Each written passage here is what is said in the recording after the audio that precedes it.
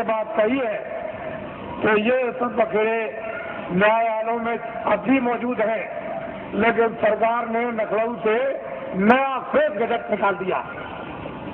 जो दस्तावेज मैंने जमीनें खरीदी नाम की उनका, और इतना आंखों से देखते हो कि बना हुआ फेक गजट निकाल दिया कि जमीन एक्वायर की जाएगी। बताइए, तो आप पूरा मथुरा को गजट कर दीजिए कि सब ये कारखाना मथुरा सबको भगा दिया जाएगा और यहाँ कारखाना बनाया जाएगा, सब मकान तोड़ दिए जाएंगे, मंदिर और मस्जिद सब तोड़ दी जाएगी और यहाँ कारखाना बनाएगा। गजट निकाल दीजिए, क्योंकि आपको तो गजट निकालने का पूरा राइट और अधिकार है, तो निकालिए। तो असली चीज ये है, इसको समझने की चीज है, इसको समझिए। तो मुझे जेल में बंद कर दिया और जेल में बंद करके मुझे इस योग छोड़ दिया था कि ये कभी भी नाम नहीं लेंगे। लेकिन मैं तो ईश्वर विश्वासी आदमी, मेरे पास ऐसे थे साहूकार भेजे गए कि तुम हवाई जहाज ले लो, एक ले लो, ये जमीन क्या है, तुमको हजारों एकड़ तुमको जमीन दे दी जाए, एरोड्रम बनवा दिया जाए। मेरे पास बड़े बड़े सेठ आए और उन्होंने कहा कि हम सब कुछ सेवा करने को तैयार है, हमें क्या करेंगे? कह लगे जो आप जितना चाहे धन हम खर्च कर देंगे। तो मैंने कहा एक काम कीजिए कि अयोध्या में, मथुरा में और यहाँ और हरिद्वार में और नासिक में लूले लंगड़े अंधे बहरे ये तमाम रहते हैं बेचारे गरीब, जिनके पास कपड़ा और खाना नहीं है, तो मैं बताऊंगा कि कंबल, अनाज और रोटियां और ये दवाएं ये सब तुम ट्रक में ला दो और चलो मेरे सामने बांटो। कह लगे ये काम नहीं हो सकता, ये काम नहीं हो सकता। तो हमने कि भाई ये काम नहीं हो सकता तो ये भी नहीं हो सकता। क्यों कि राजद्वारे 7 जन, राजाओं के दरबार में 3 लोग जाया करते हैं, राजद्वारे 7 दिन 3 वक्त को जाए। साधु जो है 3 चीज हो जाते हैं, के मान, के माया, के मीठा दिखा। या मीठा के लिए, मान के लिए, धन के लिए। तो इनमें से तीनों चीजें हमको कुछ नहीं चाहिए, न मीठा चाहिए, न मान चाहिए और न माया चाहिए। अब बोलिए अब आप क्या चाहिए? कह लगे तब फिर तो मुझे लालच दी गई। मेरी जगह पर अगर कोई आदमी होता और तो बिल्कुल सराबोर हो जाता, लेकिन मैं तो एक सिद्धांतवादी, छोटा मोटा आदमी, एक सेवक, मैं तो भगवान में विश्वास करने वाला। मैं तो जानता हूँ कि जब ये किराए का मकान है, ये किराए का मकान है, तो क्या तुम संतुलन लेकर, मकान लेकर क्या मैं ये जमीन लेकर जाऊंगा? अरे जो काम कर रहा हूँ मानवता का और आत्मा का, जो हो जाए उसे मुझे कोई खरीद नहीं। कोई हिंदुस्तान में माई का लाल ये पैदा नहीं हुआ जो अपने धन से बाबा जी को खरीद ले। तुम कभी ये धोखा मत खाना। बाबा जी चाहे तुम्हारे आदेश से आश्रम छोड़ करके चले जाएं, जो दलितों का है, लेकिन हिंदुस्तान में मुझे अपने पैसे से कोई खरीद नहीं सकता। इसको आप हमेशा ध्यान में रखिए। बाकी मैं सबकी सेवा करता हूँ, सबके लिए कल्पना और प्रार्थना भगवान से सबके भलाई के लिए करता रहता हूँ। कोई भी हो जनमानो, इसमें हिंदू मुसलमान की क्या बात, वो तो मैं करता ही रहूंगा। लेकिन कोई अगर चाहे कि भाई इस तरह से मैं खरीद लूँ तो खरीद लूँ।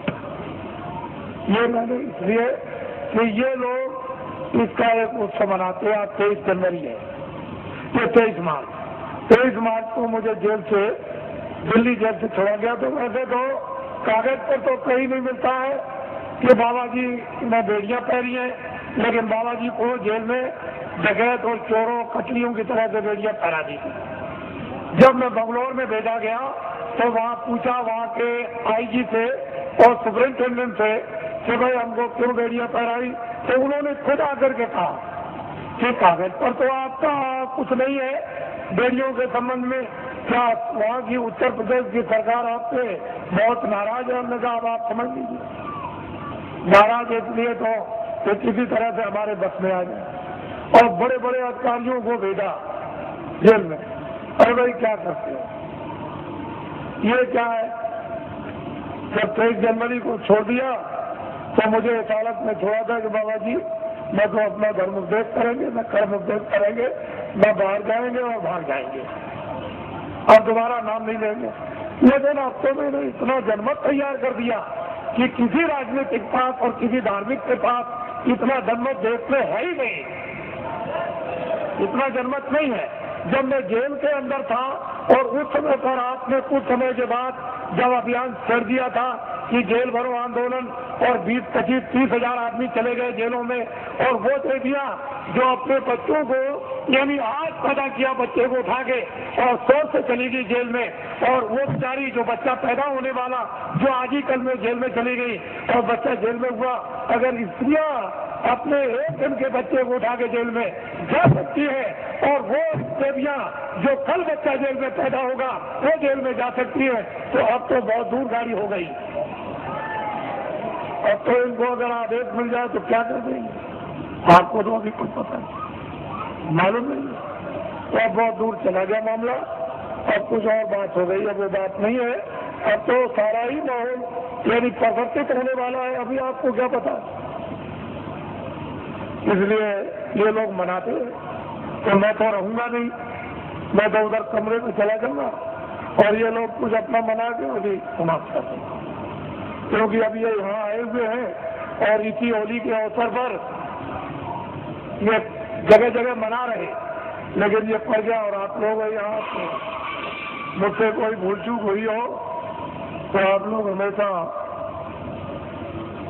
क्षमा करते रहेंगे, और इसके बाद आपको जाने की आप तैयारी करें, जल्दी निकले और पहुंचे अपने घरों में, और दूसरे साथी दूत द्वारा आदेश की प्रतीक्षा करें, और वो फौरन अभी आदेश आपको मिलने वाला है। अब लोग बहुत से ऐसे रह गए कि महाराज मैं अपनी कुछ बात कह नहीं सका, इतनी दूर से आया था, तो मैं उधर अंदर में पहुंचूंगा तो जो भी आपकी बात होगी वो सुनूंगा, और जो प्रसाद होगा जो जरूरत पर आपके काम आता है वो भी आपका स्पर्श कर दूंगा। तो आपकी तकलीफ में, परेशानी में, उसमें जो एक आधार होता है मददगार का, अगर वैसे ही कह दूं तब तो आपकी समझ में आएगा नहीं, लेकिन एक आधार रहेगा कि इलायची दाना है, चीनी है, बताता है ये चीज है, तो आप उसको रखे रहोगे, जरूरत पर काम लोगे, तो उससे जब लाभ हो जाएगा तो आपको चेत हो जाएगा, विश्वास होगा कि नहीं मालिक की दया मुझ पर भी हो रही है, तो मैं उधर बैठ के छू दूंगा। आपको मुझसे कोई आदमी खाली जाने वाला है ही नहीं, ऐसा नहीं, जितने भी लोग हैं मिली के जाते हैं, इस पर अर्जी करा के जाते हैं, उनको ये मालूम है, तो वो कर दूंगा, वहाँ मिल लूंगा।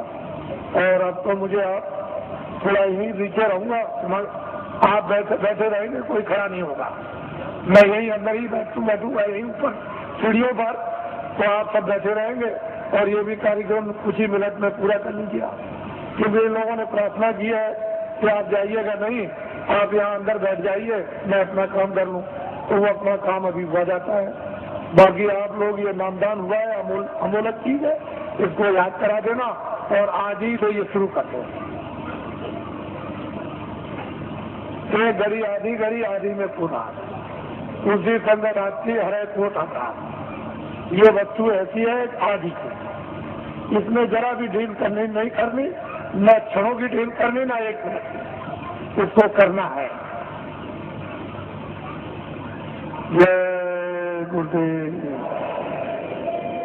जय गुरुदेव, जय गुरुदेव।